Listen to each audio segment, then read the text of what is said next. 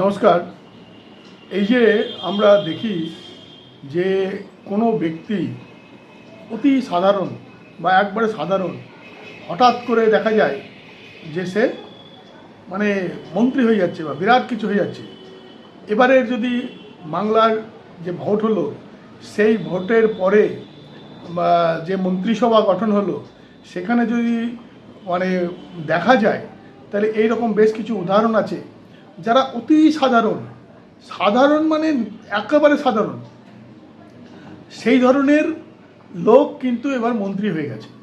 তো এই এই যে ঘটনা, এটা কোন গ্রহর এতটা ক্ষমতা আছে যে সাধারণ মানুষকে সাধারণ থেকে অতি সাধারণ বানিয়ে দিতে পারে? সেই ক্ষমতা একমাত্র জন্মকুণ্ডলিতে রয়েছে গ্রহরাজ শনিদেবের। জন্মকুণ্ডলিতে যতগুলো গ্রহ আছে তারা সবাই যদি পাওয়ারফুল হয়, উচ্চস্থ হয়, তাদের যে ক্ষমতা তার থেকেও অনেক বেশি ক্ষমতা রাখে শনিদেব। কারণ শনিদেবই একমাত্র পারে ভিখারিকে রাজা বানাতে, আবার রাজাকে পথে বসাতে। এই ক্ষমতা একমাত্র শনিদেবের। তো আজকে সেই বিষয় নিয়েই আমরা এখানে আলোচনা করব। সাধারণত জ্যোতিষশাস্ত্র অনুযায়ী একটা কথা, যে কুণ্ডলিতে যে গ্রহ যতই শক্তিশালী হোক না কেন, শনি হচ্ছে একমাত্র গ্রহ যে পারে কাউকে রাজা বানাতে আবার কাউকে পথে বসাতে। কারণ শনিকে বলা হয় গ্রহরাজ। সে হলো ন্যায় নীতির প্রতীক, সে হলো সততার প্রতীক, সে হলো কর্মফলদাতা, ভাগ্য বিধাতা। সাধারণ থেকে অতি সাধারণ মানুষকে তিনি মহারাজা ধীরাজ বানাতে পারেন, মহাধনী বানাতে পারেন, মহা ক্ষমতাশালী বানাতে পারেন, আবার পথে বসাতে পারেন। কেন পারেন সেটাই হচ্ছে আলোচনার বিষয়। শনিদেব মানুষের ভালো মন্দ কর্মের নিখুঁত বিচার করেন। সততা ও কঠোর পরিশ্রমের পূর্ণ ফল তিনি প্রদান করে থাকেন। অন্যায় না করলে শনিদেব কখনো কাউরির কোনো ক্ষতি করে না, সবসময় শুভ ফল দেয়।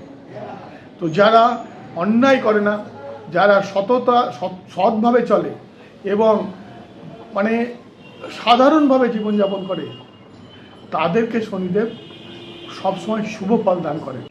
যে কোনো সাধারণ থেকে অতি সাধারণ সেও রাজা ধীরাজ হয়ে যেতে পারেন, অঢেল সম্পত্তির মালিক হতে পারেন, নেতৃত্ব দেওয়ার ক্ষমতা লাভ করতে পারেন। শনিদেব ধৈর্য এবং শৃঙ্খলার প্রতীক।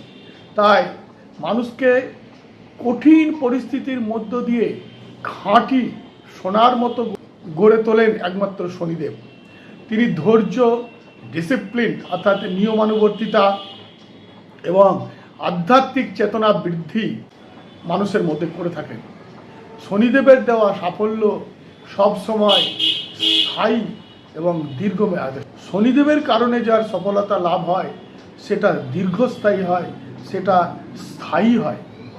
আর কি হয়, জ্যোতিষশাস্ত্র অনুযায়ী তিনি তখনই একজন মানুষকে রাজতুল্য ক্ষমতা, মান সম্মান, বিপুল ধন সম্পত্তি দান করে থাকেন যখন জন্মকুণ্ডলিতে নির্দিষ্ট কিছু রাশি এবং ঘরে তিনি অবস্থান করেন। কোথায় না, তো মকর এবং কুম্ভ এই দুটো হচ্ছে ওনার নিজস্ব রাশি। তুলা ওনার উচ্চস্থান, এক্সল্টেড স্থান। তাহলে মকর এবং কুম্ভে উনি স্বাধীন, এবং সেখানে যদি শনিদেব অবস্থান করেন তাহলে অত্যন্ত শুভ ফল প্রদান করেন। উচ্চ ঘরে অর্থাৎ তুলায় যদি শনি অবস্থান করেন তাকে রাজকীয় ফল দান করেন। যেটা বললাম যে একবারে অতি সাধারণ থেকে সাধারণকে উনি রাজতুল্য ক্ষমতার অধিকারী করে দেন। এবার দেখব যে লগ্ন এবং চন্দ্র অনুযায়ী শনিদেব 12টা ঘরের মধ্যে কোন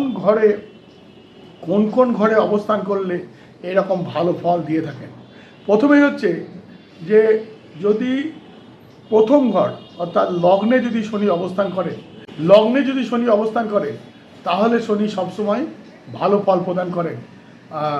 মানে যে হয়তো প্রথম জীবনটা তার অনেক কষ্টে কাটে, অনেক পরিশ্রম করে, অনেক কষ্ট সহ্য করে তাকে প্রথম জীবনটা অতিবাহিত করতে হয়, বড় হতে হয়, কিন্তু মধ্য বয়সের পরে তাদের জীবনে সফলতা দেখা দেয়। যদি শনি লগ্ন থেকে তৃতীয় ঘরে থাকে, লগ্ন থেকে তৃতীয় ঘরে থাকলে তাহলে কি হয়, তারা প্রচণ্ড সাহসী হয়, পরিশ্রমী হয় এবং নিজের চেষ্টায় কোটিপতি বা সমাজের একটা বিরাট সম্মানের অধিকারী সে হয়। যদি শনি ষষ্ঠ স্থানে থাকে, ষষ্ঠে যদি শনি থাকে তাহলে সে শত্রুজয়ী হয়, সে রোগ প্রতিরোধ হয় তার, মানে কোনো ধরনের হঠাৎ করে তার কোনো রোগবালাই আসে না।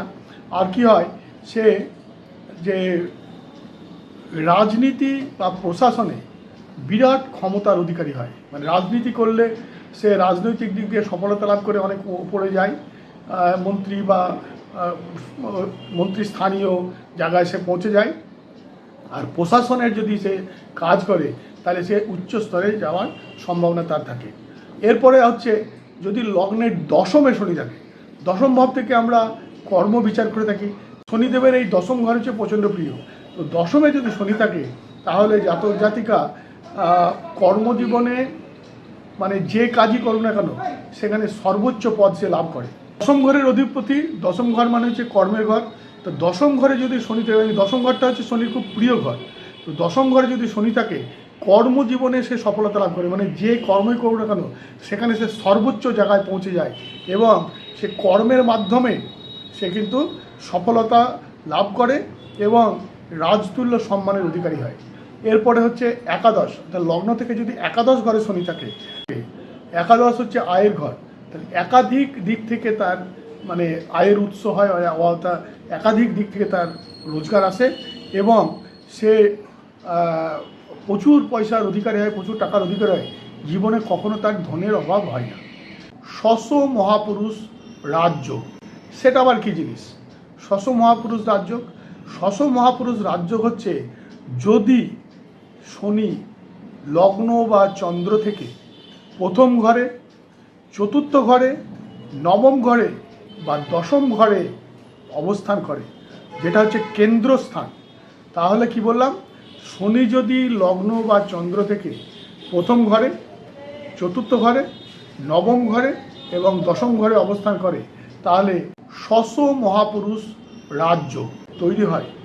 এছাড়া শনি যদি মকর এবং কুম্ভ, যেটা শনির নিজস্ব রাশি, সেখানে যদি শনি অবস্থান করে তাহলেও শশযোগ তৈরি হয়।